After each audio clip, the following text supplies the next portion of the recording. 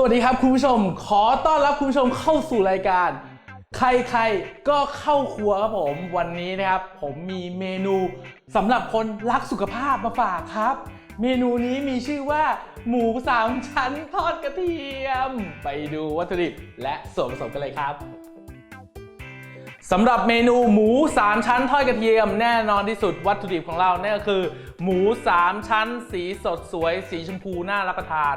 ต่อมานั่นคือกระเทียมไทยเรามาปั่นพอหยาบและตามด้วยซอสพื้นฐานอันนี้เนี่ยมีส่วนผสมของน้ำมันหอยน้ำตาลทรายและก็ซอสปรุงรสครับและนี่ก็คือแป้งทอดกรอบคุณผู้ชมหาซื้อยี่ห้อไหนก็ได้ที่คุณผู้ชมชอบนะฮะเห็นสีใสๆอยู่นี่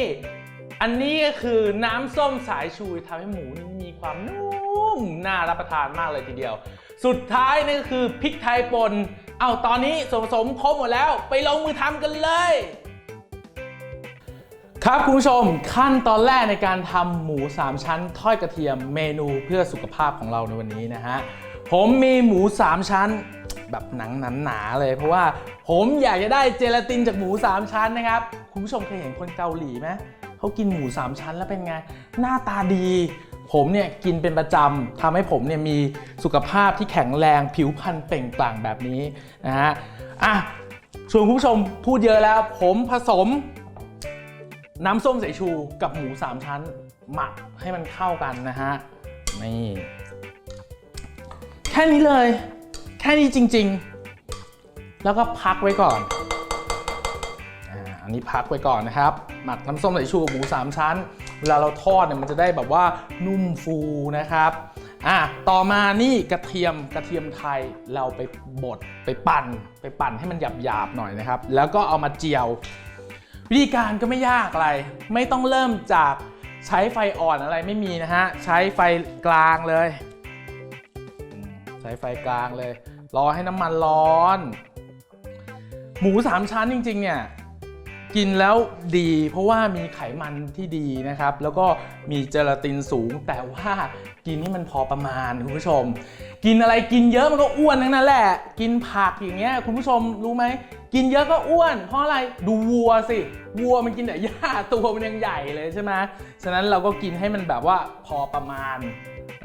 พอประมาณนะครับให้ผิวสวยมีคอลลาเจนนี่แล้วก็พูดไปเรื่อยๆรอน้ำมันร้อนนะฮะตอนนี้น้ำมันเริ่มร้อนแล้วใส่กระเทียมลงไปครับ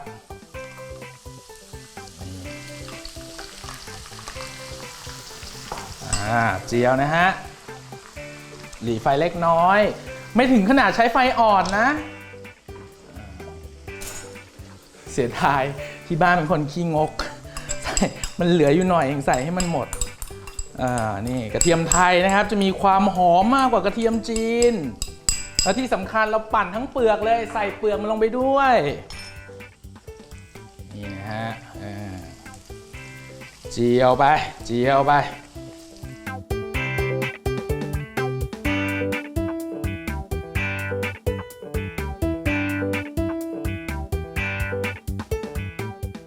ตอนนี้กระเทียมเจียวนะครับสีอมเหลืองแล้วนะฮะไม่ต้องรอให้มันสีเข้มแล้วไม่ต้องไปหลีไฟไปมาคุณผู้ชม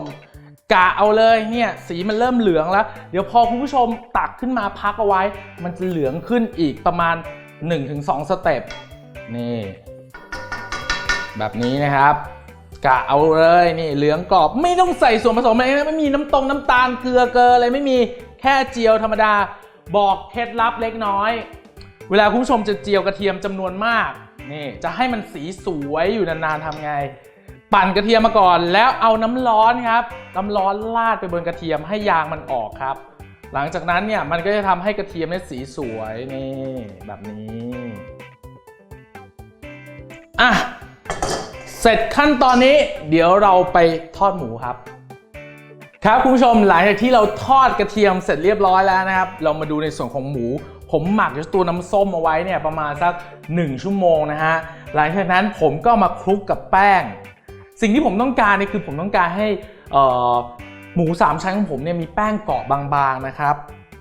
ผมเลยเทแป้งไปแบบนี้ก่อนไม่ต้องการแป้งน้ำนะฮะการที่เราเอาหมูเนี่ยไปคลุกกับน้ำส้มมันจะทำให้เกิดอะไรขึ้นมันจะทำให้หมูนี่มันมีความเปื่อยมากขึ้นนะครับ ไม่ต้องกลัวว่ามันจะเปรี้ยวเดี๋ยวตอนไปทอดเนี่ยมันหายไปเองนะฮะจริงๆผมอยากจะขยำอย่างนี้ผมบอกคุณผู้ชมก่อนว่าผมไปคลุกเสร็จแล้วเนี่ยผมจะเอาหมูเนี่ยไปร่อนในตะแกรงเพื่อให้แป้งมันออกให้หมดเดี๋ยวมาดูตอนทอดกันเลยครับ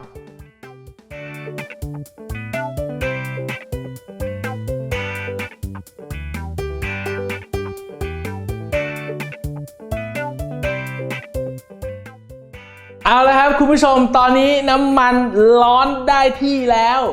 เพื่อความเป็นโปรเฟชชั่นอลเพื่อความที่ดูแล้วน่าเชื่อถือและดูเป็นคนผมจะใช้ที่หนีบครับจริงๆผมอยากจะใช้มือแล้วก็ใส่ลงไปนะฮะแต่ว่ามีคนเตือนว่าถ้าทำอย่างนั้นเนี่ยผมอาจจะได้ถ่ายเป็นเทปสุดท้ายแล้วก็โดนไล่ออกนะครับผมเลยใช้ที่หนีบดีกว่านี่หนีบใส่ลงไปแบบนี้เมื่อไหร่มันจะเสร็จเนี่ยเอามือขยำใส่ลงไปนี่ก็เสร็จแล้วนะฮะนี่ร้อนๆเลยคุณผู้ชมจริงๆไม่จำเป็นต้องคลุกแป้งก็ได้นะแล้วแต่คนชอบบางคนเขาก็ชอบแห้งๆนะฮะเอาเดี๋ยวขอผมทำให้เสร็จก่อนแล้วกันคุณผู้ชมแล้วเดี๋ยวมาดูตอนมันทอดเสร็จแล้วนะฮะหน้าตาออกมาเป็นไงสักครู่ครับ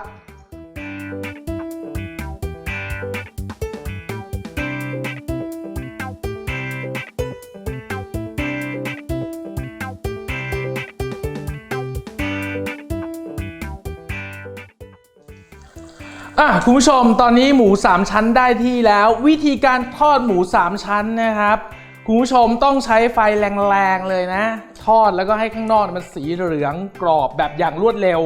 ข้างในมันจะได้นิ่มๆหน่อยนะฮะถ้าคุณผู้ชมทอดนานๆเนี่ยเกิดอะไรขึ้นมันเหนียวคุณมันเหนียวแล้วมันก็จะไม่อร่อยฉะนั้นใช้ไฟแรงๆเลยเฟี้ยวฟ้าวมะพร้าวชาวเกราะมากกว่าแบ่งไว้ส่วนหนึ่งก่อนไม่ค่อยถนัดเลยใช้อะไรเล็กๆน้อยๆเนี่ยชอบแบบใหญ่ๆเยอะๆนี่ดูสิสีเหลืองสวยกรอบน่ารับประทานเดี๋ยวเราพักมันไว้ก่อนแล้วเดี๋ยวไปดูขั้นตอนสุดท้ายครับ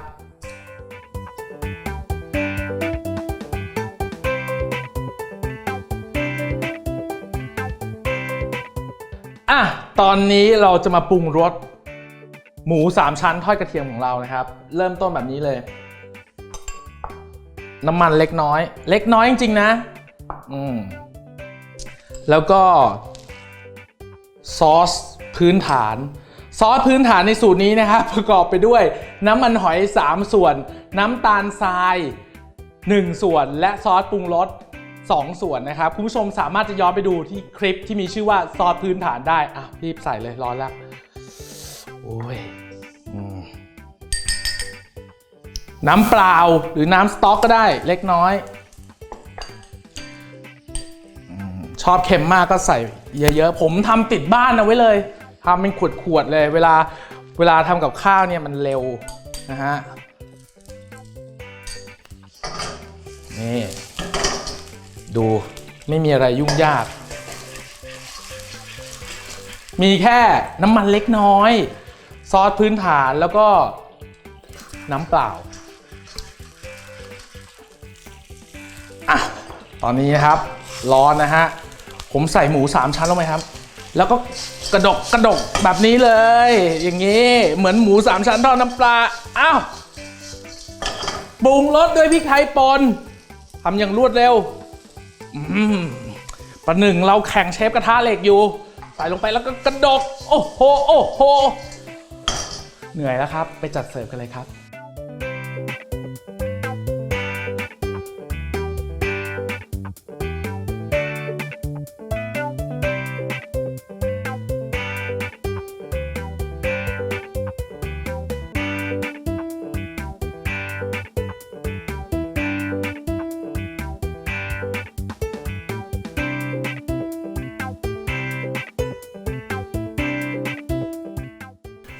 เสร็จเรียบร้อยแล้วครับคุณผู้ชมผมบอกได้เลยว่ามันง่ายแล้วมันอร่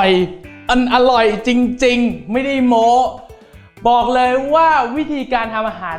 ง่ายๆแบบนี้สูตรอาหารมากมายแบบนี้ คุณผู้ชมสามารถจะเข้าไปดูที่เว็บไซต์ของเราได้ที่ Food Travel TV อย่าลืมกดไลค์กดแชร์กด Subscribe ห้ามดิสไลค์เด็ดขาดครั้งหน้าเจอกันใหม่สวัสดีครับ